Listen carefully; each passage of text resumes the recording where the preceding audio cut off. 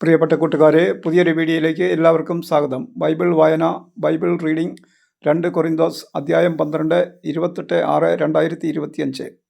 2 കൊരിന്തോസ് എന്ന ലേഖനത്തിൽ നിന്ന് 12-ാം അധ്യായമാണ് ഇന്ന് വായിക്കുന്നത്.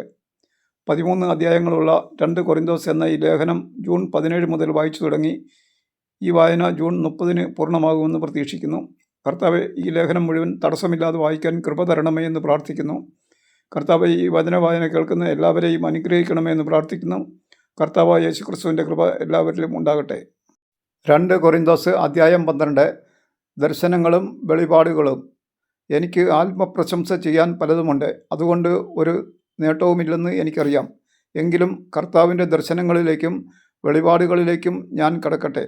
14 വർഷം മുമ്പ് 3-ാം സ്വർഗം വരെ ഉയർത്തപ്പെട്ട ഒരു മനുഷ്യനെ ക്രിസ്തുവിൽ എനിക്കറിയാം. ശരീരത്തോടു കൂടെയോ ശരീരം കൂടാതെയോ എന്നെനിക്കറിവില്ല, അത് ദൈവത്തിനെ അറിയൂ. ഈ മനുഷ്യൻ പറുദീസയിലേക്ക് ഉയർത്തപ്പെട്ടു എന്നെനിക്കറിയാം. ശരീരത്തോടു കൂടെയോ ശരീരം കൂടാതെയോ എന്നെനിക്കറിവില്ല, അത് ദൈവത്തിനെ അറിയൂ. അവാച്യവും മനുഷ്യന് വിവരിച്ചുകൂടാത്തതുമായ കാര്യങ്ങൾ അവൻ കേട്ടു. ഈ മനുഷ്യനെക്കുറിച്ച് ഞാൻ അഭിമാനം കൊള്ളും.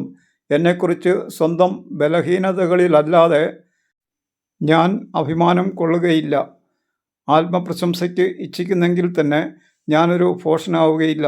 എന്തെന്നാൽ സത്യമായിരിക്കും ഞാൻ സംസാരിക്കുക. എന്നിൽ കാണുകയും എന്നിൽ നിന്ന് കേൾക്കുകയും ചെയ്യുന്നതിൽ അധികമായി ആരും എന്നെപ്പറ്റി വിചാരിക്കാതിരിക്കേണ്ടതിനെ ഞാൻ ആത്മപ്രശംസ ഒഴിവാക്കുന്നു. വെളിപാടുകളുടെ ആധിക്യത്താൽ ഞാൻ അധികം ആഹ്ലാദിക്കാതിരിക്കേണ്ടതിന് ശരീരത്തിൽ ഒരു മുള്ള് എനിക്ക് നൽകപ്പെട്ടിരിക്കുന്നു. അതായത് എന്നെ ശല്യപ്പെടുത്തുന്നതിനും മതിമറന്ന് ആഹ്ലാദിക്കാതെ എന്നെ നിയന്ത്രിക്കുന്നതിനും വേണ്ടിയുള്ള പിശാചിൻ്റെ ദൂതൻ. അത് എന്നെ വിട്ടകലാൻ വേണ്ടി 3 പ്രാവശ്യം ഞാൻ കർത്താവിനോട് അപേക്ഷിച്ചു. എന്നാൽ അവിടുന്ന് എന്നോട് അരുളിച്ചെയ്തു, നിനക്ക് എൻ്റെ കൃപ മതി. എന്തെന്നാൽ ബലഹീനതയിലാണ് എൻ്റെ ശക്തി പൂർണ്ണമായി പ്രകടമാകുന്നത്. ക്രിസ്തുവിൻ്റെ ശക്തി എൻ്റെ മേൽ ആവസിക്കേണ്ടതിന് ഞാൻ പൂർവാധികം സന്തോഷത്തോടെ എൻ്റെ ബലഹീനതയെക്കുറിച്ച് പ്രശംസിക്കും. അതുകൊണ്ട് ബലഹീനതകളിലും ആക്ഷേപങ്ങളിലും ഞെരുക്കങ്ങളിലും പീഡനങ്ങളിലും അത്യാഹിതങ്ങളിലും ഞാൻ ക്രിസ്തുവിനെ പ്രതി സന്തുഷ്ടനാണ്. എന്തെന്നാൽ ബലഹീനനായിരിക്കുമ്പോഴാണ് ഞാൻ ശക്തനായിരിക്കുന്നത്. പൗലോസിൻ്റെ വ്യഗ്രത. ഞാൻ ഒരു ഭോഷനായിപ്പോയല്ലോ, നിങ്ങളാണ് അതിന് കാരണക്കാർ. എന്തെന്നാൽ നിങ്ങൾ എന്നെ പ്രശംസിക്കേണ്ടവരായിരുന്നു. ഞാൻ നിസ്സാരനാണെന്നിരിക്കലും ഈ അപ്പസ്തോല പ്രമാണികളെക്കാൾ ഒട്ടും കുറഞ്ഞവനല്ല. തെളിവുകളോടും അത്ഭുതങ്ങളോടും ശക്തികളോടും കൂടെ എല്ലാത്തരത്തിലുമുള്ള സഹനങ്ങളിലും ഒരു അപ്പസ്തോലന് ചേർന്ന അടയാളങ്ങൾ നിങ്ങൾക്ക് നൽകപ്പെട്ടു. ഞാൻ നിങ്ങൾക്ക് ഒരു ഭാരമായി തീർന്നിട്ടില്ല എന്നതിലൊഴികെ മറ്റെന്തിലാണ് നിങ്ങൾക്ക് മറ്റ് സഭകളേക്കാൾ കുറവ് വന്നിട്ടുള്ളത്? ആ അപരാധം എന്നോട് ക്ഷമിക്കുവിൻ.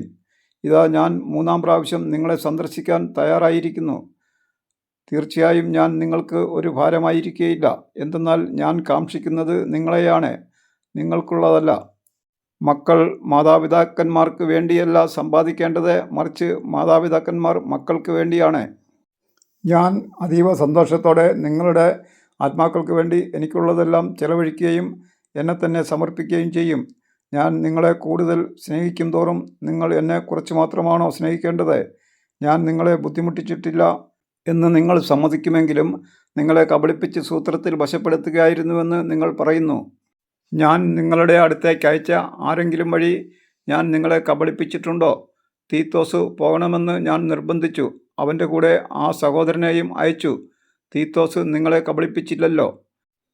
ഒരേ ആത്മാവിലല്ലേ ഞങ്ങൾ പ്രവർത്തിച്ചത്? ഒരേ പാതയിലല്ലേ ഞങ്ങൾ നടന്നത്? ഞങ്ങൾ നിങ്ങളുടെ മുമ്പിൽ ഞങ്ങളെ തന്നെ ന്യായീകരിക്കുകയായിരുന്നുവെന്നാണോ ഇത്രയും കാലം നിങ്ങൾ വിചാരിച്ചിരുന്നത്? പ്രിയപ്പെട്ടവരെ, ഞങ്ങൾ യഥാർത്ഥത്തിൽ നിങ്ങളുടെ അഭ്യുന്നതിക്ക് വേണ്ടി ദൈവസമക്ഷം സമസ്തവും ക്രിസ്തുവിലാണ് പ്രസംഗിച്ചിരുന്നത്. ഒരുപക്ഷെ ഞാൻ വരുമ്പോൾ ഞാൻ ആഗ്രഹിക്കുന്ന നിലയിൽ നിങ്ങളെയും നിങ്ങൾ ആഗ്രഹിക്കുന്ന നിലയിൽ എന്നെയും കാണാതിരിക്കുമോ എന്ന് ഞാൻ ഭയപ്പെടുന്നു.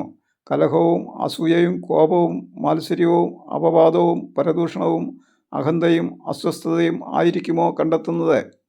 ഞാൻ വീണ്ടും നിങ്ങളുടെ അടുക്കൽ വരുമ്പോൾ എൻ്റെ ദൈവം എന്നെ നിങ്ങളുടെ മുമ്പിൽ എളിമപ്പെടുത്തുമോ എന്ന് എനിക്ക് ഭയമുണ്ട്.